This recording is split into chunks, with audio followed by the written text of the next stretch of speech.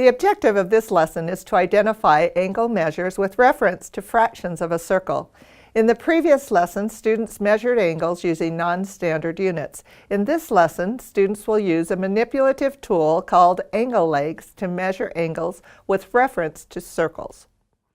Let's begin by taking two different color angle legs and snap them together with the shortest of the two on top. If we line them up with the small segment directly over the longer segment, we call this zero position. Now rotate the small segment to create an angle with a small amount of turn. Where do we find the angle? The angle is the distance between the two rays. We show the angle by drawing an arc on the turn or distance between the two rays. Where is the vertex? The vertex is the common point where the two rays meet. Where are the angle sides? The angle sides are the two rays that make up the angle. Now make an angle with a large turn. Is this angle larger? If the angle is the distance between the two rays, then definitely yes. The amount of turn determines an angle size. Let's draw an arc to show the angle we are measuring. The length of the segments does not determine or affect the size of the angle, only the amount of turn. You can see that even though we use the same size segments, very different angles can be created by them. Let's continue rotating the smaller line segment until we are back to zero position. What movement did the line segment make as it traveled back to zero position?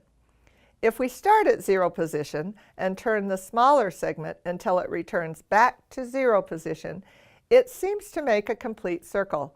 This movement shows that angles can be related to circles.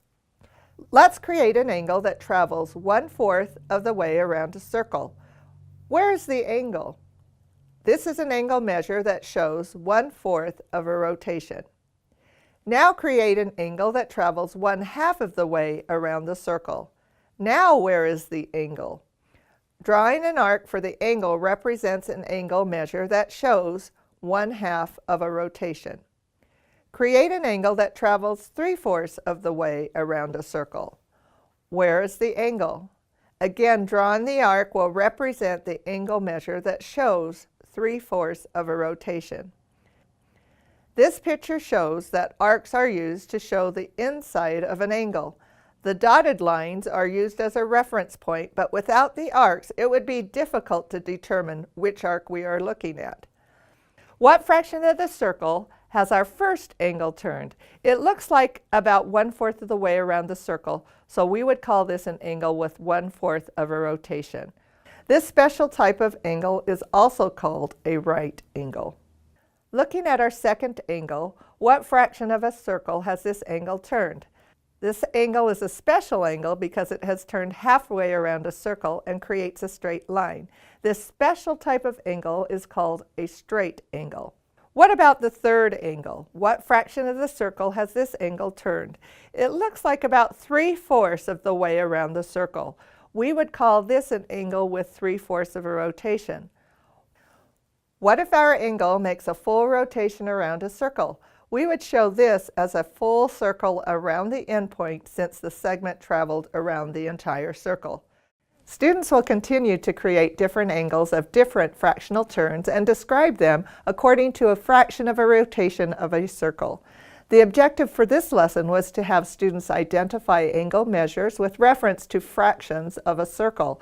We met this objective by having the students use angle legs to create and describe different angle turns around a circle and draw on the arc to represent the turn of the angle.